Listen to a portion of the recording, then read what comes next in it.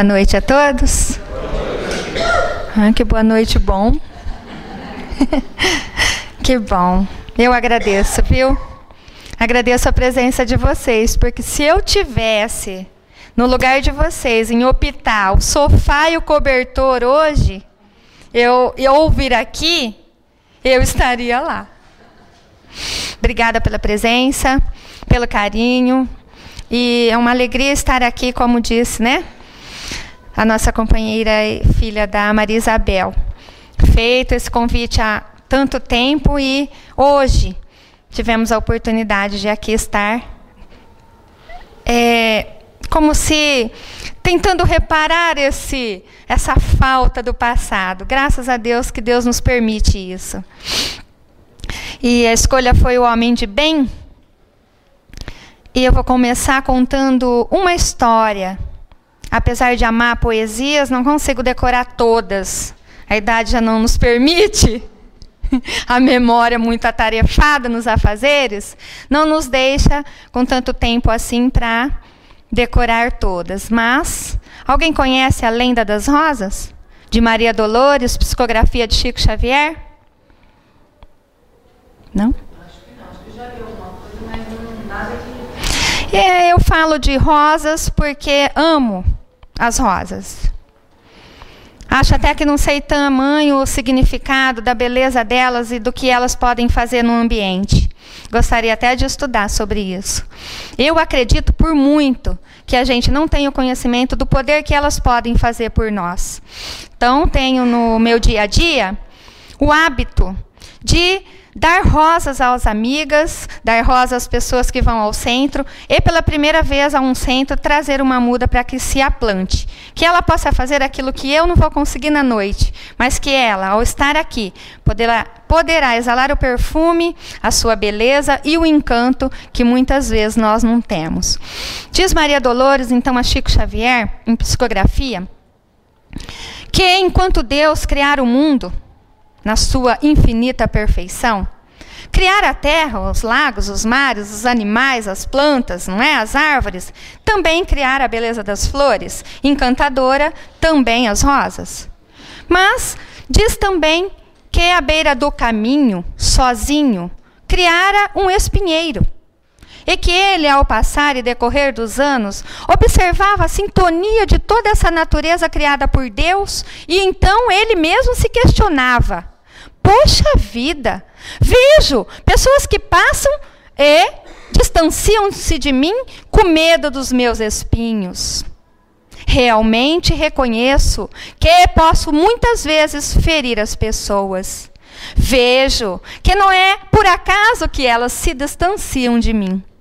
Então, numa noite, ele, tomada a consciência de si, vê, olha, se entristece e faz uma prece a Deus, rogando que também ele, embora reconhecendo ser o espinho que dispersava as pessoas, queria se tornar alguém diferente, como na natureza que ele mesmo via, como as flores, as plantas, os rios, os mares, os pássaros, o encanto todo dessa perfeição servindo ao homem. Senhor, eu te peço, cansado de viver sozinho e entristecido, eu te rogo. Eu não quero mais ser alguém que fere. Eu preciso que vós possas me fazer contribuir com toda essa sua beleza. E conta a lenda que Deus, ouvindo essa prece com muita sinceridade, resolve então atender o pedido do espinheiro. Ao amanhecer, depois de uma noite muito orvalhada, pessoas que passam e se encantam com exaltações maravilhosas. Deus, para atender o pedido do espinheiro, para mostrar o Pai misericordioso, bom e companheiro, pusera então nele a primeira das rosas. Para falar do homem de bem, que é o nosso destino, nos tornarmos o homem de bem, independente de rótulo religioso, porque ao transportarmos desta vida aqui, encarnados, para o lado espiritual, ninguém vai perguntar qual era a sua religião. Não vai. Mas, por isso que independe, graças a Deus, o Evangelho traz como tema no capítulo 17, sede perfeitos. Logo mais a seguir, na seguinte página, o homem de bem. E lá diz assim, que todo homem de bem é aquele que pratica a lei de justiça, de amor e de caridade em sua maior pureza.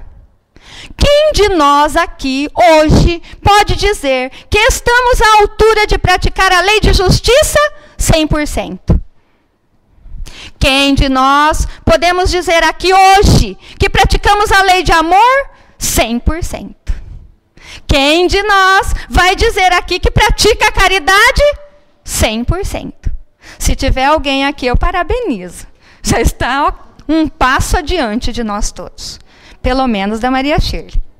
Então, isso parece que nos traz um choque, diz, poxa, será que estamos tão distantes assim de caminharmos para esse homem do bem, de praticar 100%? Realmente nós não devemos e não vamos chegar ao 100%. Porque se fôssemos chegar ao 100%, seríamos a perfeição, e a perfeição pertence a Deus. É? Já traz um pouquinho mais de esperança. Nós podemos atingir, então, uma porcentagem que vem de encontro com a nossa condição evolutiva. É uma verdade?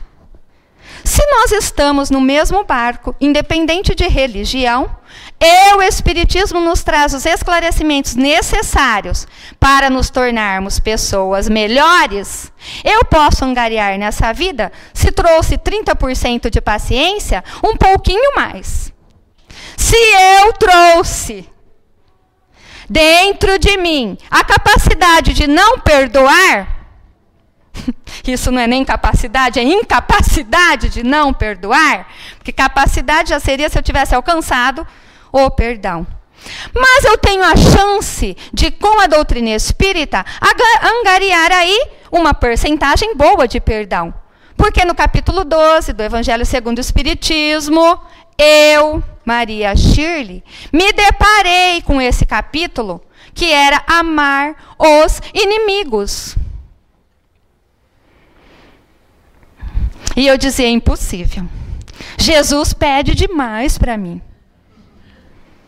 Eu tinha o hábito de, quando visse um inimigo, aquele que me feriu, que me caluniou, passar do lado da calçada, estávamos quase à beira de um encontro, rapidinho trocava de calçada. Eu tinha o hábito de dizer assim, olha, Senhor, amar o meu inimigo é pedir demais para mim. Mas, graças aos esclarecimentos da doutrina, que são maravilhosos, adentrar a doutrina espírita é fantástico nesse conteúdo de você entender, como diz Jesus, que ele traria, ele iria, mas traria o Consolador prometido, que nos faria relembrar daquilo que a gente havia esquecido, mas nos esclarecer de uma melhor forma e até mesmo trazer algo mais da verdade, que ele não poderia dizer na época em que esteve aqui, porque a nossa consciência e o nosso intelecto ainda não estava à altura do desenvolvimento de entendimento de todas as coisas. E nos traz, logo a seguir do capítulo 12, Amar os Inimigos, uma explicação em que eu me encontrei. Porque a gente não pode passar para alguém aquilo que a gente não já faz na nossa vida. Eu não consigo vir aqui e dilatar 1019 questões do Livro dos Espíritos, porque de ciência não entendo nada. Eu sou comerciante, mas no dia a dia, e para auxílio também do recurso financeiro para criar 2 filhas, também cozinho. Então, entendo muito bem um pouco de panela. Mas, então, eu me encontrei na explicação de Jesus, que para amar o meu inimigo, bastava que, perante o meu inimigo, eu apenas não lhe desejasse o mesmo mal e não lhe fizesse o mesmo mal que ele fizera para mim. que eu não impedisse uma oportunidade de reconciliação. Que está na natureza e que é real, que a minha afinidade e energia é contrária a de eu encontrar um amigo, de que quando a gente encontra aquela pessoa que não nos quer bem. As energias são contrárias e repele mesmo. Então já me senti amando o meu inimigo. Falei, Jesus, então eu me conheço. Realmente eu não sentia vontade de correr e abraçar e dizer eu te amo. Então, me deparei com uma verdade que estava dentro de mim, que eu não podia mentir para mim mesma. E o Evangelho traz perfeito. Não retribua o mal com o mal. Se puder, pague o mal com o bem. Aprendi que no capítulo 17, o homem de bem, está dizendo isso. Que na próxima estrofezinha, que se inicia depois desse início que já comentamos, que o homem de bem tem que conhecer-se a si mesmo. E eu me conhecia. E eu já dizia, Senhor, como posso amar o meu inimigo então? E me reconheci dentro do capítulo 12, amar os inimigos, e aprendi que se não houver a possibilidade de fazê-lo se tornar, com que ele recupere a confiança que ele mesmo tratou de cessar nessa vida por algo que me fez, ou coisas do passado, que é um reencontro para reconciliamento, se não houver a oportunidade nessa, eu também entendo que será em outra vida. E que aquele inimigo Deus vai colocar do meu ladinho, graças a Deus, através da reencarnação, e a gente esquece que aqui esteve, e que foi ele que atirou a primeira pedra, ou que fui eu. E que ele é um cobrador, e que virá ao meu lado para que eu o ame. Ou como esposo, não sei se as mulheradas andam amando os esposos como antes. Ou como um filho, que é um amor incondicional de mãe. E Jesus pode fazer isso, colocar lado a lado, nascer na nossa barriga. E a gente vai fazer o quê? Com essa criaturinha doce, meiga, que a gente pega no colo e chora junto quando tem cólica, dor de barriga, febre, dor de garganta. A gente ama o inimigo sem saber. E a lei de Deus é perfeita, graças a Deus. Porque isso eu aprendi estudando e coloquei em prática. E Deus é tão maravilhoso que hoje, através dos anos, e a mediunidade vai aflorando, porque a gente vai estudando e vai praticando. Eu olho para minhas amigas e falo, ai, ai, ai, os inimigos estão mesmo no meu caminho. Eles estão dentro de casa, lá no centro. E eu digo, que bom, eles já estão do meu lado. Eu não consegui vencer em outra vida, porque é natural. E já encontrei essas explicações, que eu não posso. Ao encontro de um amigo eu corro para abraçar. E de um inimigo, a repulsa contra as energias não me permitia. Então, Jesus já está fazendo isso comigo, que bom. Agora é só amar, coisa fácil. É fácil? É muito difícil, mas já está ali, lado a lado, para que haja renúncia, para que haja perdão, para que haja compreensão, para que haja companheirismo, para que haja amor. E que isso a gente só faz lentamente. A gente não dá um passo, gente, gigantesco mesmo. É devagarinho. Mas o importante é não parar. Então o homem de bem traz isso. O que é que você é? Você já olhou para você? Qual é a sua dificuldade nessa vida? De alma. Nós estamos falando de dificuldade física. Estamos falando qual é a sua dificuldade. Em que parte do Evangelho você já se identificou? É ali que você tem que trabalhar para ser um homem de bem. Eu não vou falar aqui de ser 100%. Quantas vezes no dia a dia das nossas vidas a gente precisaria de um segundinho só de paciência? Quantas pessoas já não fizeram grandes inimizades por falta de ter tido 5 minutinhos de paciência? Quantas discussões você evitaria se tivesse olhado para você e dito a outra pessoa: reconheço, eu errei, me perdoa. O orgulho é tamanho ainda que são as chagas que a gente tem que tirar de dentro de nós devagarinho. E o egoísmo que não nos deixa reconhecer que somos nós quem falhamos na hora de discussão. Ah, não, foi o outro. É sempre o outro culpado daquilo que a gente ainda não melhorou em nós. Por isso, no capítulo, diz também que encerra tudo a sequência de ensinamento que traz o capítulo inteiro, dizendo assim: o homem de bem é aquele que procura fazer o outro tudo aquilo que ele gostaria que o outro lhe fizesse. Precisa mais. Se a gente só fizesse para o outro tudo aquilo que a gente gostaria que nos fizesse, você acha que a gente ia tirar pedra? Você acha que a gente ia criticar o outro? Você acha que a gente ia apontar o dedo na ferida do defeito do outro? A gente ia só falar das qualidades, porque falar da qualidade ergue a pessoa, faz a pessoa rir. Mesmo que a gente venha com o cabelo para lá e outro para cá, né, seu Oswaldo? A gente ia dizer: hoje você está linda. E quer ver uma mulher sorrir é quando alguém fala isso. Ah, mulherada, ó. Qualquer pessoa. A mulher sai, vai no cabeleireiro, arruma o cabelo e pinta e muda de cor. Chega em casa, o marido não repara, tadinha. Só que dó. É uma verdade. Então, ergue a autoestima da pessoa.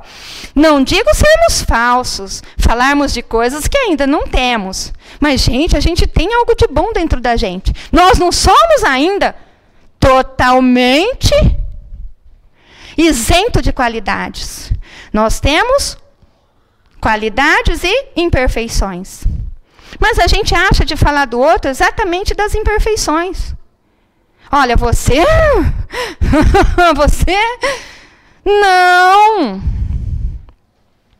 Vamos tentar falar do lado bom sempre. Exaltar o lado bom, exaltar o bem, é necessário sim. Uma vez eu ouvi de um espírita dizer assim: ai, mas isso causa vaidade no espírita, o espírita não pode ter vaidade. Mas espera aí, gente. E a crítica, o dedo apontado na cara, traz o quê? Desânimo. Traz talvez um afastamento até da pessoa não ir mais procurar o centro espírita. Traz o afastamento de pessoas de perto de você. Quem você quer ser? O espinheiro que espeta, que arranha, que machuca? Ou você quer fazer a prece, reconhecer que você é um espinheiro mesmo e falar: olha, Senhor, hoje um novo dia amanheceu e eu quero me tornar melhor hoje do que fui ontem. E amanhã, oh meu Deus, pelo amor de Deus, me dá um novo amanhã, porque eu quero me tornar melhor que hoje. E nós estamos a caminho do homem de bem. Uma pessoa que não precisa ser 100% de paciência, às vezes 2 minutinhos, evita uma discussão de trânsito e até mesmo ceifa uma vida. Quantos noticiários já vieram de pessoas que tiram a arma depois da discussão e, ó, mata o outro. Então, às vezes, a gente se cobra muito. Eu, quando adentrei a doutrina espírita, fiquei assustada. Eu dizia: pelo amor de Deus, eu chego lá, é uma tal de uma seriedade. E eu vivo rindo. Eu chegava com medo. Aí, aos poucos, vinha um palestrante ou outro e dizia, o sorriso é valoroso. Lá eu conseguia dar uma risadinha. Aí, o presidente da casa dava uma freada. E vai eu tentar uma disciplina. Como era difícil. Aí, consegui encaminhar alguns amigos. Um amigo meu falou assim, Shirley, o que é aquilo? É uma seriedade tamanha, eu estou assustado. Eu não quero ir mais lá, não. Falei, não, amigo, pode rir à vontade. Eu continuo do mesmo jeito. Seriedade para com as coisas espirituais não tem nada a ver com sorrir. Seriedade e compromisso é estar mesmo de corpo e alma naquilo que você acredita, naquilo que você faz, na mudança que você quer fazer dentro de você. Rir faz bem. Sorrir para o outro é empatia. Se eu sorrio, eu estou desejando que você sorria para mim. Se você não sorrir, o meu sorriso vai voltar para mim mesma. Mau humor causa doença. Mau humor gera depressão, afasta as pessoas, é espinho que arranha. Então, eu amo esse capítulo do homem de bem, porque ao chegar do outro lado, ninguém vai perguntar, você era espírita, católico, evangélico? Porque a religião, as várias ainda é necessária, porque é um caminho que nos leva a Deus. E que a escolha dele depende de grau de evolução de almas encarnadas que aqui estamos. Se escolhemos o Espiritismo, é porque já tínhamos uma noção do que estávamos querendo. Já tínhamos olhado para nós mesmos, com consciência de nós mesmos. Porque já podemos caminhar com as nossas próprias pernas, fazendo a reforma íntima necessária para nos tornarmos um homem de bem. Porque aí junta as 3 leis de justiça para com a lei de Deus. Hoje, trabalhando no meio espírita, estaremos exercitando esta lei, entendendo a dor, o sofrimento, entendendo através da reencarnação o porquê dos familiares difíceis, os inimigos próximos, do ladinho. Entendendo que na lei de amor, eu preciso amar o meu inimigo, da minha maneira ainda, porque ainda estou aqui caminhando a escadinha da subida. Mas eu estou caminhando, já estou caminhando. Entender e exercitar a lei de caridade. Porque vocês estão fazendo aqui hoje o que para comigo? Caridade. Saíram do sofá num frio desse, do cobertor, vieram me ouvir. Vieram aprender. Quantos trabalhadores já estão engajados numa casa espírita em prol de fazer o bem a alguém que nem conhece? Quantas pessoas batem a porta espírita que não foram encaminhadas por nós mesmos, por outros, e nós vamos atender, orientar, fazer um tratamento? Pode não ser 100%, mas que eu me dedique 10%. 20. Amanhã eu consiga crescer, vou aos 30, aos 50. Vamos levar daqui uma bagagem. Nós somos responsáveis hoje por isso. Então, é graças a essa percentagem mínima de pessoas que já entendeu as leis de Deus, que são justas, imutáveis, e já estão caminhando nelas, colocando em prática no dia a dia das nossas vidas. Então, deixemos de lado, muitas vezes, o nosso orgulho, o nosso egoísmo, de pensar em nós apenas, e pensarmos no próximo mais próximo de nós em primeiro lugar, né, seu Oswaldo? Principalmente os de casa. E depois, no próximo do trabalho. E do próximo, do centro espírita. Porque Jesus questiona, se conheces a lei? Não é? Eu não estou aqui para mudar a lei. Eu estou aqui para cumpri-la. Tu conheces a lei? Conheço. Então qual é o maior o maior mandamento da lei? Amar a Deus sobre todas as coisas e ao próximo como a ti mesmo. O próximo é todo aquele que estiver próximo de nós no dia a dia da nossa vida. Ou em casa, ou no trabalho, ou no centro espírita. E assim, vamos nos tornando pessoas de bem. Pessoas que tentam, pelo esforço contínuo, dominar as imperfeições nossa e não do outro. Às vezes eu já ouvi muitas pessoas dizerem assim: poxa vida, hoje a palestra foi maravilhosa. Mas fulano, que devia estar presente, não estava. E eu digo, quem estava presente? Você? Então a palestra era para você. Não era para quem não foi. Se você vê o defeito do outro, é porque o outro é o seu espelho. A gente só enxerga no outro aquilo que está dentro de nós. O outro é meu espelho. Se eu só vejo defeitos no outro, cuidado. Porque eles estão aqui dentro, precisando serem consertados. Novamente eu repito, qual é a parte que você já leu do Evangelho que você questionou mais? Que você falou, eu não estou entendendo direito isso que Jesus quer dizer, não. É aí o seu ponto de corrigenda.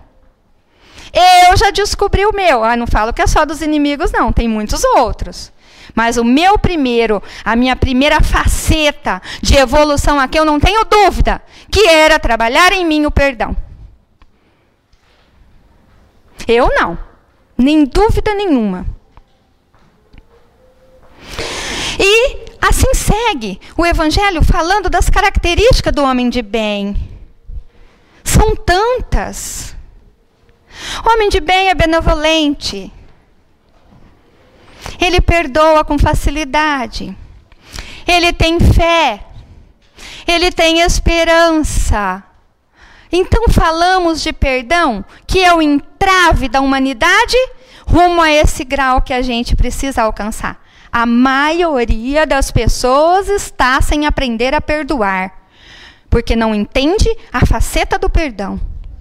E a maioria perdendo a esperança em si mesmo e na vida e no mundo. Quantos que eu ouço dizendo, esse mundo não tem jeito. Olha aí a roubalheira, olha a corrupção política, olha as drogas. Então, tem jeito sim.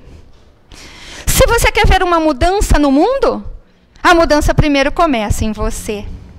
Não adianta eu querer mudar o outro, mas trabalhar em mim. Então eu vejo um mundo sem esperança. E eu não vou deixar de falar um pouquinho de esperança na noite. Para que hoje, todas as qualidades de um homem de bem, fique ressaltada o perdão e a esperança. Diz por aí que a gente já começa um ano cheios de esperança. E eu, que faço atendimento fraterno na casa, ouço as pessoas começarem o ano e falar assim, eu, sonhadora e otimista, começo o ano dizendo, poxa vida, mas esse ano há de ser bom. Eu hei de conquistar tudo que não deu tempo ano passado, porque o tempo não passa, voa. E um pessimista que atendo diz assim, eu nem sonho mais. Para quê? Nada muda. O mundo não tem jeito. Dia após dia as coisas continuam do mesmo jeito. E eu falo, minha Nossa Senhora, protetores, amigos, me intuam como é que eu saio dessa. E eu digo, tem sim. E a pessoa insiste, em que mundo você vive? Eu falo, minha Nossa Senhora, hoje estou com cara de ET. Paro e falo assim, tento até arrumar o cabelo. Eu vivo nesse mundo, por quê? Menina, você quer que eu comece o ano com esperança? Vendo tudo que eu vejo, eu digo, menina, tenha esperança em você. Você é uma criatura criada por Deus, que tem todas as oportunidades no anoitecer e amanhecer do novo dia de recomeçar qualquer coisa que não deu certo no dia anterior. Volte a sonhar. Acredite nos sonhos. Não ficar de braços cruzados, é claro. Mas mova-se para conquistar as coisas. Conta uma história de um moço que queria ser fazendeiro. Coitadinho, não tinha nada para começar comprando a boiada. Mas otimista que era, olhou, foi ver os preços, voltou para casa, continuou otimista. Aí ele disse, bom, mas espera aí, para ser fazendeiro, eu tenho que ter fazenda com bois, mas eu também tenho que ter um chapéu grande, um cintão. Não posso começar comprando a boiada, mas posso comprar minha camisa e o meu cinto é minha bota. Daqui uns 6 meses eu trabalho e compro o chapéu, já estou com cara de fazendeiro. E eu acho que é certo e que é por aí. Eu tenho uma loja que se chama Sonho Meu. Sempre trabalhei de comerciante funcionária. E eu sempre dizia, um dia vou vender roupa de criança. Porque eu sempre tive uma afinidade com criança, e criança na minha loja entra e sai hoje. O que era um sonho, depois de 5 anos trabalhando de funcionária, consegui angariar de férias, sem tirar por 5 anos, o dinheiro para comprar o primeiro estoque de roupa. Claro que não deu. Fiz um financiamento, que depois de 2 anos eu terminei de pagar, e hoje tenho uma loja que funciona há 13 anos, eu já falo que ela já está virando adolescente, que se chama Sonho Meu, porque era um grande sonho meu. Atendo as pessoas com o maior carinho da minha vida. Amo fazer o que eu faço. Acompanho os bebês desde a barriga, os vejo quando nasce, continuam sendo meus clientes, se tornam adolescentes e vão comprar na loja do meu amigo, porque aí já não entendo mais nada. Então eu digo, ter esperança é alguém que sabe esperar com confiança. Confiança em quê? Num amanhã, de que se não der tempo nessa vida, eu ainda tenho outra para realizar. Mas não de quem fica desanimado, de braço cruzado e desiste dos sonhos. Se eu não alcançar nessa, poderei alcançar em outra. Eu sei que hoje não posso ser um homem de bem que não tenho 100% das qualidades necessárias para tal. Posso também ser sugada para um planeta primitivo quando esse passar para a regeneração, onde só o homem de bem vai ficar nele. Só independente de rótulo religioso. Mas aquele que pratica a lei de amor, de caridade, de justiça, para consigo mesmo e para com o próximo, para com as leis de Deus que ele já aprendeu a compreender. Como eu vou poder perder a minha esperança, sendo que eu tenho amanhã para conquistar tudo aquilo que ainda não deu tempo e que é impossível mesmo? Meu sonho era ter feito uma faculdade. Com 2 filhas que se aproximaram para fazer, renuncio a mim mesma. Eu prefiro que elas tenham um diploma antes que eu. E eu digo, depois que a mais nova terminar, ainda vou fazer a faculdade. E você lá, terceira idade, cursando. Mas vou feliz. Conto uma história de um jardineiro. Ele cultivava as flores. Devido à estação do inverno, tudo fica, né? Cai as folhas, as rosas não abrem. Entristecido, ele fala para Deus, ai, Senhor, eu queria tanto amanhã vir aqui no meu jardim e que tivesse uma linda flor para me voltar o ânimo. É que também, através das flores, viessem as borboletas a visitar o meu jardim, tudo está tão triste. Dorme e acha que já no outro dia vai para o jardim e vai encontrar o pedido realizado.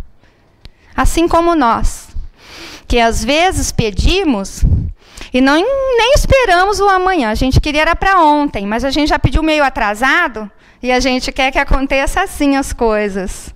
Ele vai ao jardim, ó, amanhecer, olha, tudo igual. O frio que continua perdurando e as flores secas sem trazer esse pedido. E assim ele prosseguiu por 1 mês. E nada de acontecer. Ele então desiste até de cuidar do jardim. Mas a lei de Deus, que é imutável, muda a estação, e choveu. Regou aquelas mudinhas que estavam ali. E um belo dia ele resolve dizer, acho que agora dá para voltar a cuidar do jardim. Deixa eu ver como é que tá. Entra e encontra lá um cacto verdinho, cheio de espinho. E ele olha e fala, pelo amor de Deus, olha aí, pedir para Deus uma linda flor com uma borboleta, ele me dá um cacto. Volta revoltado, parece a gente. A gente pede uma coisa, Deus não dá e a gente acha que era aquilo que tinha que ser. E quantas vezes na nossa vida não tem um cacto com espinho, né? Aí passa mais uns 3 semanas. Resolve ele, eu acredito que era o anjinho de guarda, falando, não desiste não, volta lá no jardim, vai. No lindo cacto havia então brotado uma linda flor. E na flor já havia uma linda borboleta. Por isso que eu digo que esperança é esperar com confiança. Nada na nossa vida vai acontecer quando a gente quer, mas no tempo de Deus. Não desista de nada que você busque na vida. Não desista jamais. Por quê? Você pode estar desistindo a 1 passo da realização. Também tem um quadrinho que a gente vê pela internet, eu entro pouco, mas entro às vezes. Tanto mesmo, porque hoje é necessário, né? Quem não se atualizar vai ficar meio que atrasado. Então, a gente tem que ter os contatos. Foi assim que o André me conheceu pela internet. Ouviu falar de palestra. E a gente acaba vindo num lugar programado por Deus, com certeza. E lá havia uma historinha assim esses dias. Um mocinho à busca do tesouro. Cavou, cavou, cavou. Cavou e mostra até o suorzinho caindo assim. E lá está explicando, não desista. Você pode estar a 1 passo. Aí ele põe a enxadinha aqui, aquela picareta, né, de cavucar. Põe nas costas e vira. Faltava 1 centímetro para chegar no tesouro. Ele ia encontrar. Tem? Ele já viu. É? Obrigada. É isso aí. Então, hoje, o mundo precisa que a gente passe esperança. Esperança como? Através do conhecimento espírita. Gente, morreu, não acabou não, a vida continua. Você está chorando pelo seu ente querido? Dói mesmo. E chora porque a dor, ela consegue ser aliviada quando as lágrimas saem para fora. Mas não é mais um choro de revolta contra a lei de Deus, que é perfeita. Que a gente cresce, não é? Nasce, cresce, evolui, renasce, e continua a evolução. Então, para que revolta? Vamos fazer reviver a esperança num mundo melhor através de sermos nós, pessoas melhores. De olharmos para nós mesmos e dizer assim, nossa, como eu fui pior. Como eu era teimosa, eu continuo, mas já melhorei. Como eu era uma pessoa difícil de conviver, eu vivia espinhando os outros. E hoje, antes de falar, eu penso. E ao invés de criticar, eu elogio. Quantas vezes, por falta de não realização dos meus propósitos, eu desencorajei alguém que tinha os mesmos. E eu falo assim, isso aí não vai dar certo, não. Não mate a esperança de ninguém. Nós não conhecemos a capacidade do outro. Ele pode ir muito mais além do que você imagina. Se você matou a sua, problema seu. Não mate a de ninguém, não. Não desencoraje ninguém. Se há 13 anos atrás eu tivesse ouvido conselho de parentes, amigos, eu não teria aberto a Sonho Meu. Todo mundo dizia assim, você é louca? Numa cidade de 7.800 habitantes vai abrir uma loja de roupa infantil? Para quê? É o meu ganha-pão. É com ela que paguei minha casa. É com ela que tem o carrinho que nos trouxe aqui. É com ela que crio 2 filhas. É claro que com as outras coisitas também. Mas ela é o carro-chefe. Garra, perseverança e persistência nunca vão me faltar. E eu espero ter deixado nessa noite um pouquinho daquilo que eu aprendi com o ensinamento que está escrito. Porque a gente poderia passar aqui 14 slides de tudo que é homem de bem está escrito. Mas isso todo mundo já tem em casa. Tem o Evangelho, estuda em grupo, vai poder ler as entrelinhas, vírgulas. Mas eu trouxe aqui aquilo que eu já faço no meu dia a dia. Aquilo que o Evangelho me ajudou a ser melhor do que eu fui ontem. Aquilo que está me fazendo ser amanhã, porque ainda não somos, e eu que também não sou, o homem de bem desejado por Jesus para permanecer no planeta Terra, que será aonde o bem prevalecerá. E só vai ficar quem estiver angariando as qualidades ainda não buscadas antes, conservando as que a gente já tem, aniquilando, deixando para trás as imperfeições e em cada uma delas colocando a qualidade necessária para substituir as imperfeições.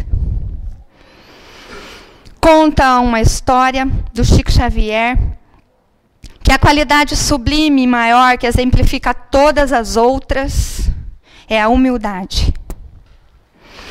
Se você conhece uma pessoa humilde, não estamos falando aqui de pobreza, porque isso é falta de recurso, não significa humildade.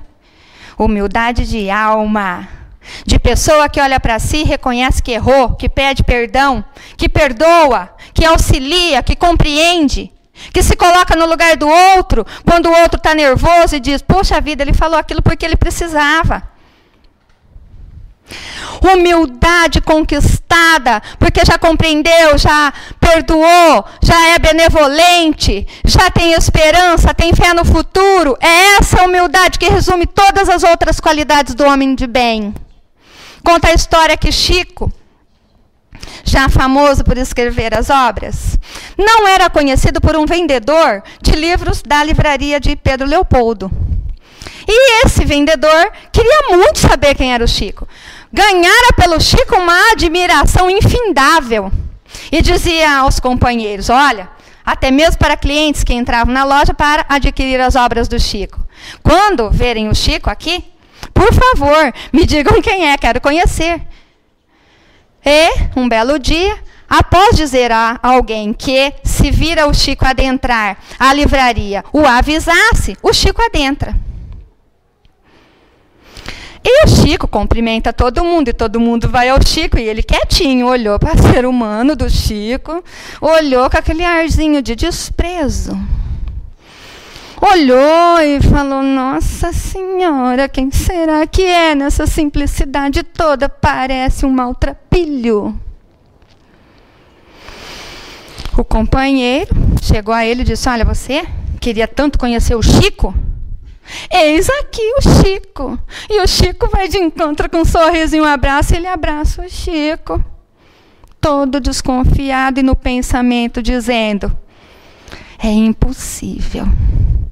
Desabraça e diz para o Chico, quem dera você fosse o Chico, hein? O Chico, com toda a humildade, com toda a grandeza de alma, não ia desapontar o companheiro jamais, disse para ele, quem dera mesmo eu fosse o Chico, hein?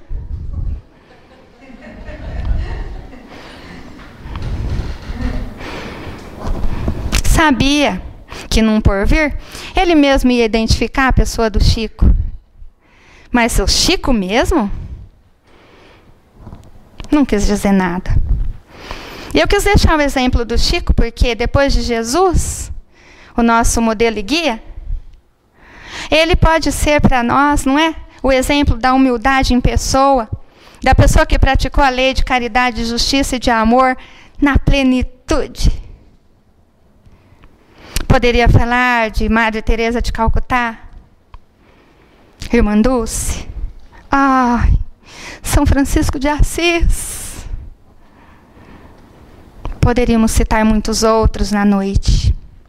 Como gosto de poesias, como já me tornei amiga de vocês, posso dividir um segredo. Porque a gente só conta segredo quando conquista amigos.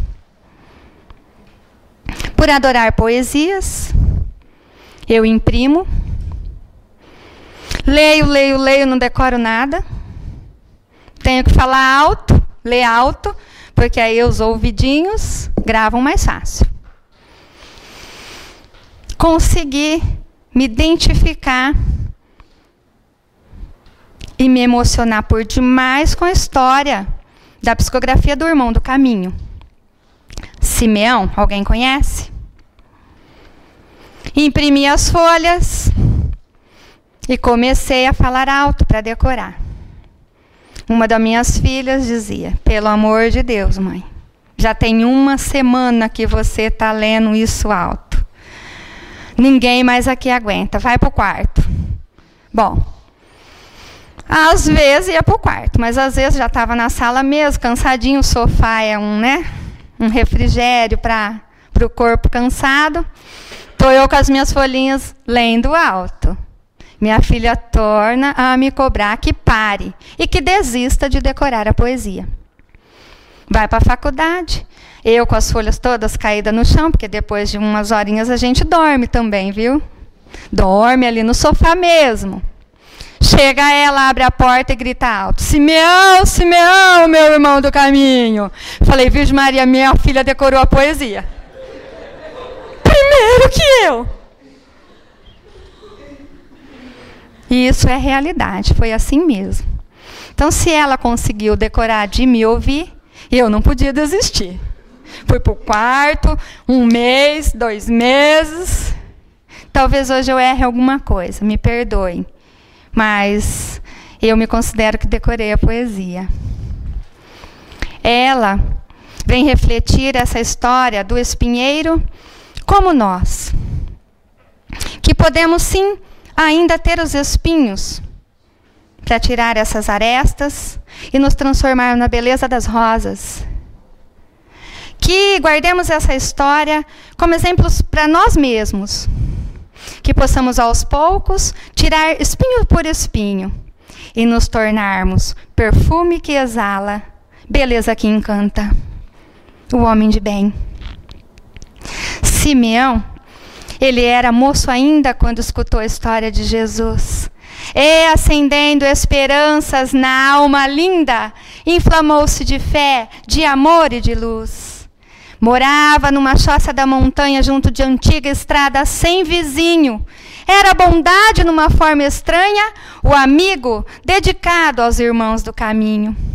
Ele lia os ensinamentos do Senhor, mas afirmara precisar da fé que lhe exprimisse o grande amor, com a ação que ele decidira praticar.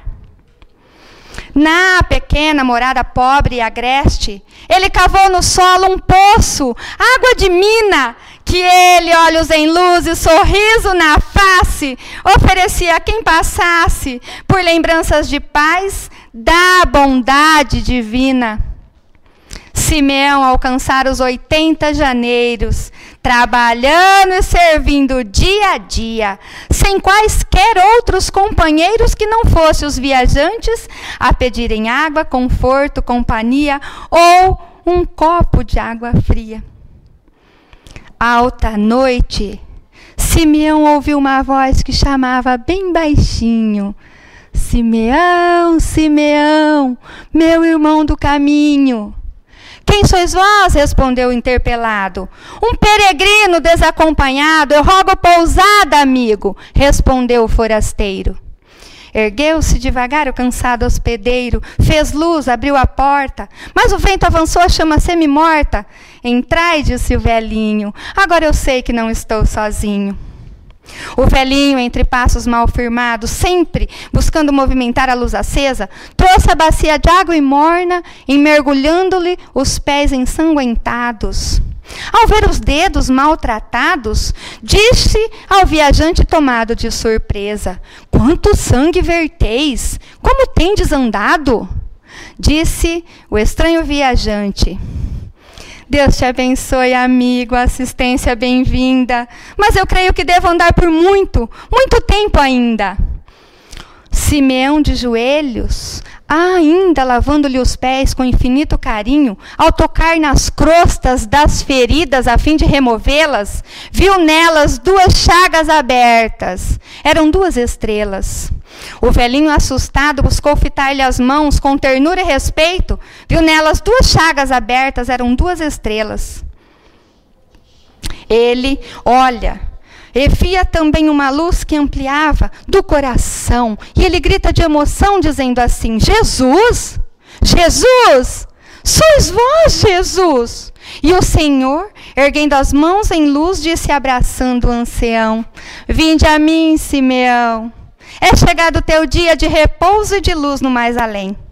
Simeão esqueceu a velhice e o cansaço e pousou a cabeça em seu regaço. Ao amanhecer, outros viajantes chegaram como dantes, pedindo água, conforto, companhia, mas viram ali no chão de joelho o irmão do caminho que, embora sorrisse Simeão, já estava morto. Obrigada. Que fica a lição desse grande exemplo de servir no bem, sem ter muita coisa, mas na simplicidade dar aquilo que podia. Obrigada a todos.